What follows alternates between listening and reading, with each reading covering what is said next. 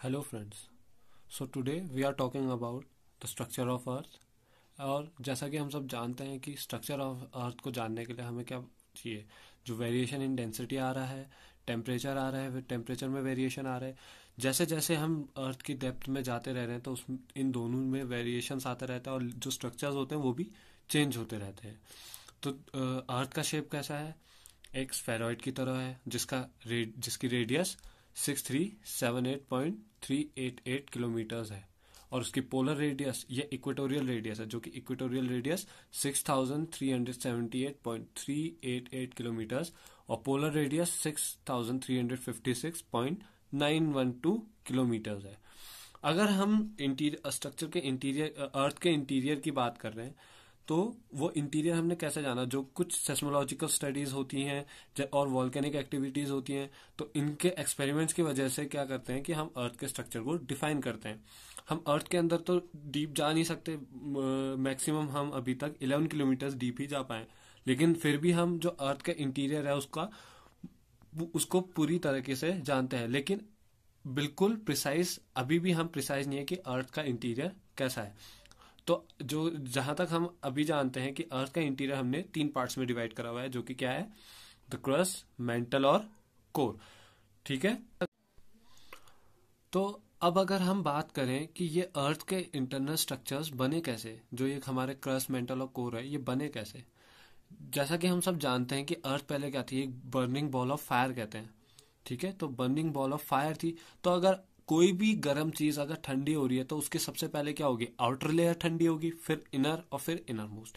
तो उसी तरीके से हमने क्या डिफाइन करे? क्रस्ट, मेंटल और कोर। जो क्रस्ट है वो हमारा अभी आउटर लेयर बनी है, फिर उसके बाद इंटरमीडिएट लेयर हमारी मेंटल की है और इनर मोस्ट हमारे पास कोर है।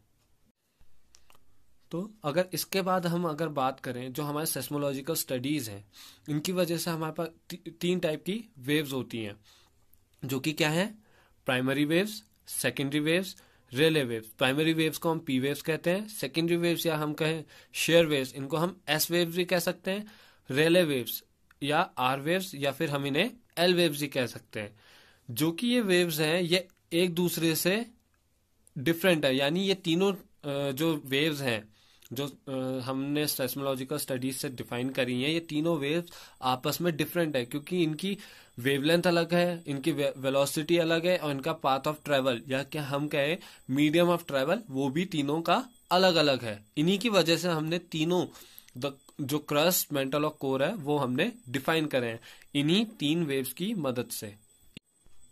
तो अब फिर इस टॉपिक में हम आगे बढ़ते हैं और अपने तीनों मेन जो डिस्ट्रीब्यूशन है स्ट्रक्चर ऑफ अर्थ के, क्रस्ट, मेंटल ऑफ कोर की तरफ बढ़ते हुए पहले हम क्रस्ट की बात करेंगे। तो इन सब में मैं पहले आप सबको इसकी थ्योरीज बता देता हूँ, इसका डिस्क्रिप्शन दे देता हूँ कि आखिर क्रस्ट, मेंटल और कोर में है क्या क्या, इसमें कंपोजिशन क्या है।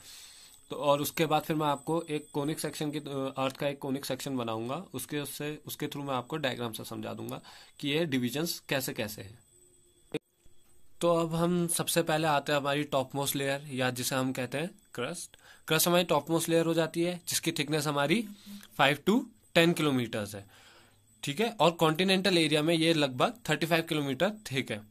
अब जो क्रस्ट है वो हमारा 2 पार्ट्स में डिवाइडेड है, एक है सियाल, दूसरा है सीमा। तो सियाल जो है वो अपर कॉन्टिनेंटल क्रस्ट में आ जाता है और इसमें सभी टाइप की इग्नियस, मेटामॉर्फिक और सेडिमेंट्री रॉक्स आ जाती हैं।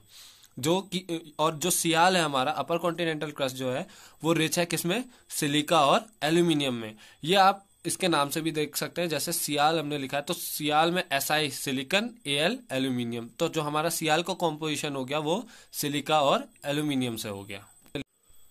तो वहीं सियाल के बाद अगर हम देखें तो अर्थ स्ट्रक्चर में बीच बीच में कुछ डिसकंटिन्यूटीज आ जाती हैं, यानी जो ये आपस में एक दूसरे लेयर को सेपरेट करती हैं।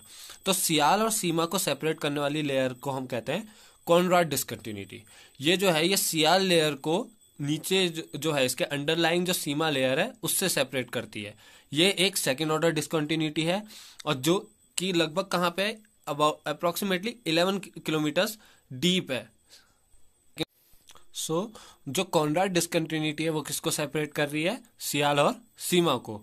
तो सीमा की अगर बात करें तो सीमा को हम कहते हैं लोअर कॉन्टिनेंटल क्रस्ट। इसकी थिकनेस लगभग 22 किलोमीटर्स की है।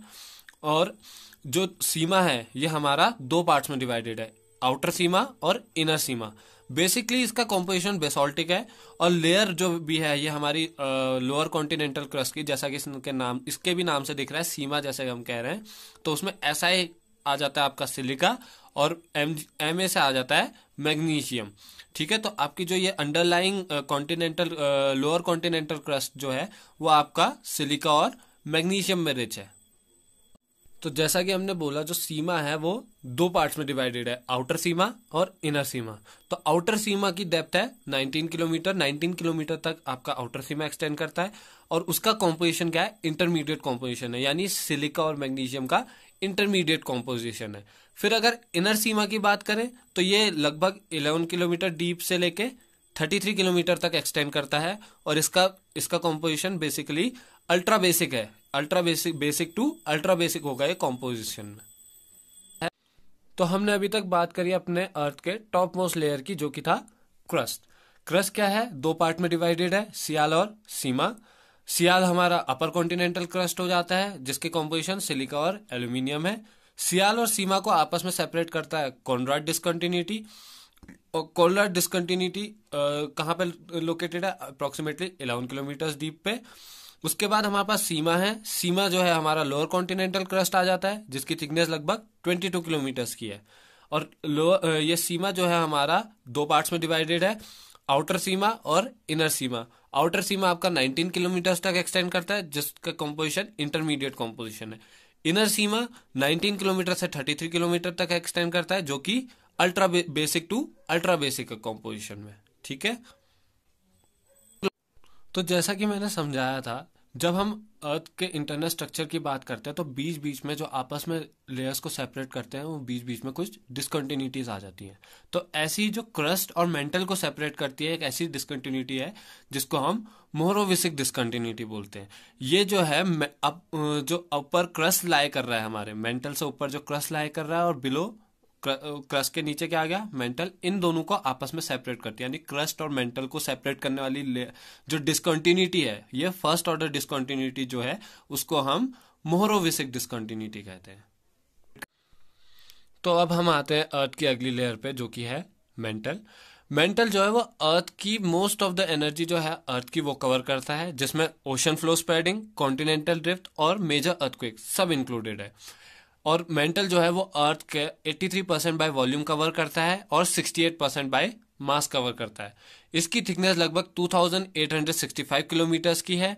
फिर अगर हम बात करें मेंटल में ही, तो मेंटल जो है वो दो पार्ट्स में डिवाइडेड है, अपर मेंटल और लोअर मेंटल। जो अपर मेंटल है इसको हम एस्थेनोस्फेयर भी बोलते हैं, जो कि लगभग आपका 50 to 100 किलोमीटर डीप पे है।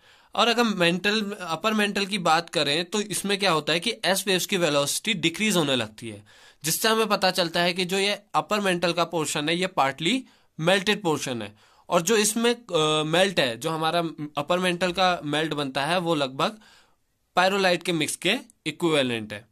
फिर अगर हम बात करें लोअर मेंटल की, तो लोअर मेंटल में क्या होता है कि डेंसिटी रैपिडली बढ़ती है, बहुत तेजी से बढ़ने लगती है, लगभग 4.3 10³ ग्राम पर मीटर क्यूब हो जाती है। और डीपर पार्ट्स में अगर हम बात करें तो और भी बढ़ के 5.5 10³ ग्राम पर मीटर क्यूब के बराबर हो जाती है।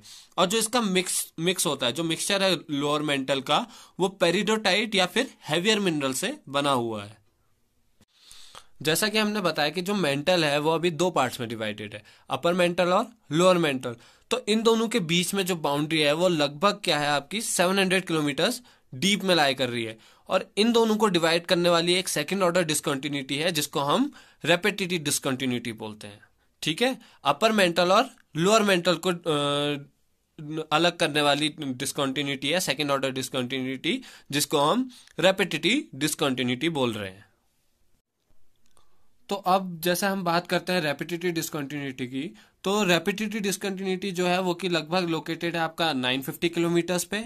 और जो ये डिसकंटिन्यूटी है, इसका हमने पता कैसे लगाया, जो हमारी सेस्मिक वेव्स हैं, जो हमारी वेव्स अभी मैंने बताई पहले, उनकी स्पीड क्या होती है, वे एकदम से बढ़ने लगती है यहाँ पे लोअर मेंटल पे। जो अपर मेंटल और लोअर मेंटल है इनके बीच में एकदम से रैपिडली बढ़ने लगती है। तो इस बेस पे हमने निकाला कि यहाँ पे एक डिसकंटिन्यूटी है जिसको हमने बोला रेपिटेटिव डिसकंटिन्यूटी। तो अगर हम उसके बाद बात करें मेंटल के बाद हमारे पास कोर आता है। तो जो लोअर मेंटल है और कोर है, आउटर कोर, इन दोनों को सेपरेट करने के लिए एक डिसकंटिन्यूटी और है जिसको हम बोलते हैं गुटेनबर्ग डिसकंटिन्यूटी, जो कि सेपरेट करती है लोअर मेंटल और आउटर कोर को।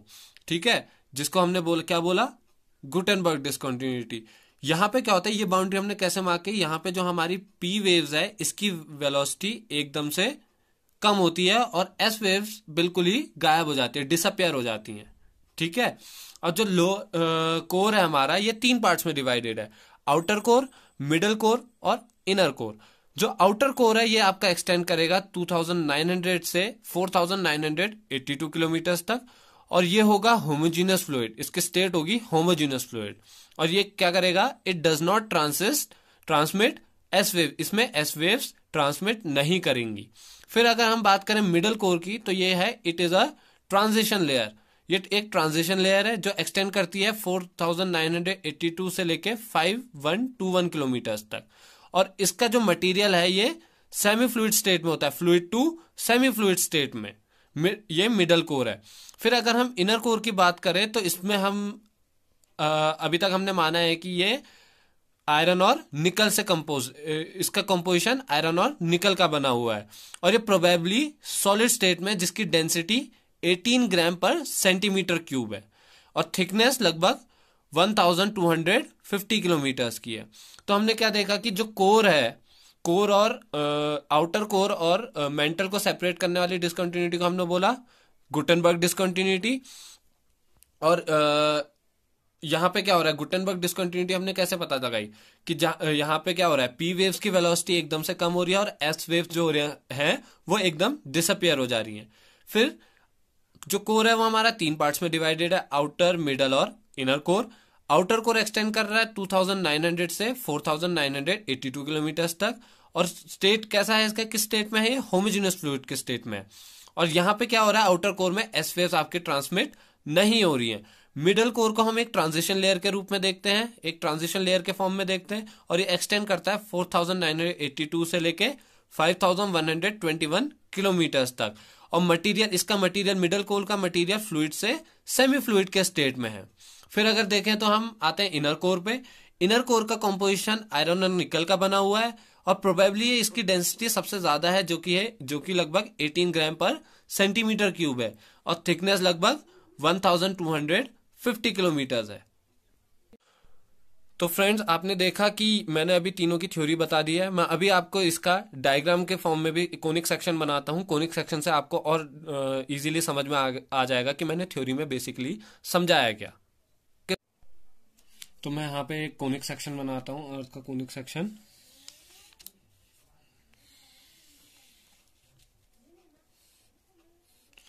तो ऐसा अगर मैं बना लूं इसे, तो टॉप मोस्ट लेयर में हम क्या कह रहे हैं कि टॉप मोस्ट लेयर क्या है, हमारी क्रस्ट की है। मैंने कहा टॉप मोस्ट लेयर क्या है, क्रस्ट, जो कि कितना एक्सटेंड करती है, 33 किलोमीटर तक एक्सटेंड करती है।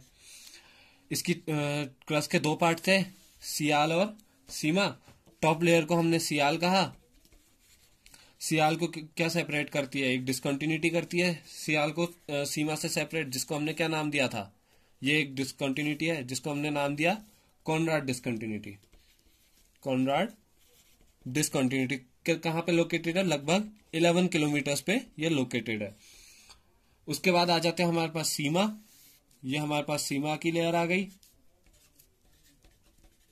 सीमा के नीचे आपका मेंटल आ जाएगा, यहां से आपका मेंटल एक्सटेंड करेगा। मेंटल कहां तक एक्सटेंड करता है, 2900 किलोमीटर तक।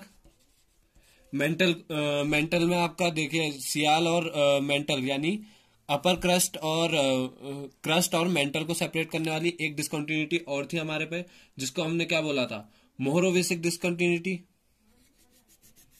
ये अगर मैं बोलूं तो यहां पे क्या आ गई आपकी, लगभग मोहरोविसिक डिसकंटिन्यूटी।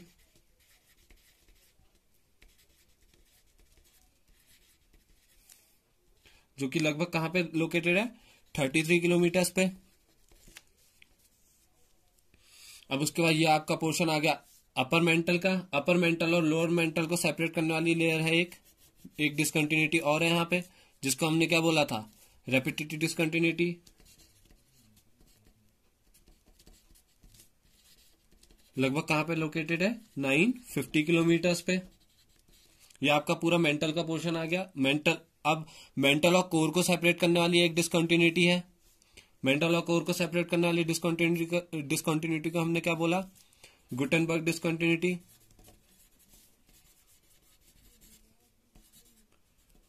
Sorry, discontinuity. अब गुटेनबर्ग डिसकंटिन्यूटी किसको सेपरेट कर रही थी, अपर मेंटल और नहीं लोअर मेंटल और अपर कोर को, आउटर कोर को। यहां पे आपका आउटर कोर, फिर मिडल कोर और इनर कोर, 3 डिवीजन थे। ये कोर है आपका। कोर कितना तक एक्सटेंड कर रहा है आपका, 6371 किलोमीटर्स तक। ये आपका आउटर कोर बन जाएगा,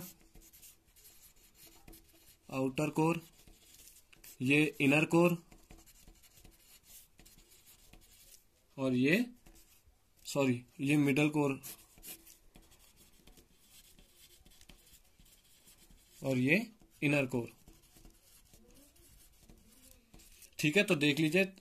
सबसे पहले क्या था, हमारे टॉप मोस्ट लेयर को हमने क्या बोला, क्रस्ट बोला। क्रस्ट के 2 पार्ट्स थे, सियाल और सीमा। सियाल और सीमा को आपस में सेपरेट कर रही थी एक डिसकंटिन्यूटी, जिसको हमने बोला था कॉनराड डिसकंटिन्यूटी।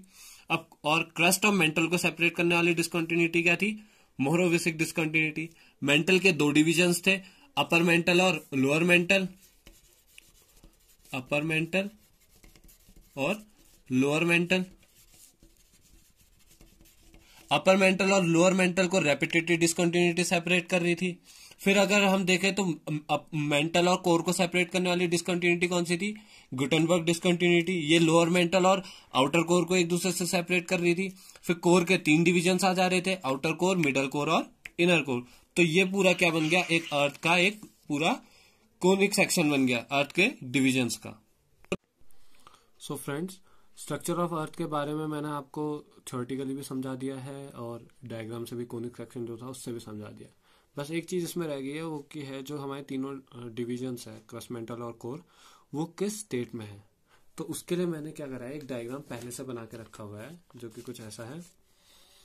तो अगर हम इसमें देखें तो जो हमारा क्रस्ट और लिथोस्फीयर देखें, टॉप मोस्ट लेयर जो है वो है हमारी रिजिड। उसके नीचे एस्थिनोस्फीयर जो है वो हमारा पार्टली मोल्टन स्टेट में है। फिर अपर मेंटल और लोअर मेंटल डिवीजन आ जाती है। तो जो मेंटल है वो क्या है, हमारा सॉलिड स्टेट में है। आउटर कोर की बात करें उसके बाद, तो आउटर कोर हमारा लिक्विड स्टेट में है और इनर कोर सॉलिड स्टेट में है। तो फ्रेंड्स, ये सभी डिविजन्स के स्टेट आ गए हैं, जिसमें टॉप मोस्ट लेयर रिजिड है, उसके बाद पार्टली मोल्टन स्टेट है एस्थिनोस्फीयर की। फिर मेंटल जो है पूरा सॉलिड में है, आउटर कोर लिक्विड और इनर कोर सॉलिड में है। तो फ्रेंड्स, तो ये था हमारा आज का टॉपिक, स्ट्रक्चर ऑफ अर्थ। और होप्स आपको ये समझ में आया हो। और इससे रिगार्डिंग या फिर मेरी जो प्रीवियस वीडियो थी उसके रिगार्डिंग आपको अगर नोट्स चाहिए होंगे तो मैं इस वाली वीडियो में अपना इंस्टाग्राम अकाउंट डिस्क्रिप्शन में लिख दूंगा, तो आप उसमें मेरे को मैसेज करके ये नोट्स ले सकते हैं।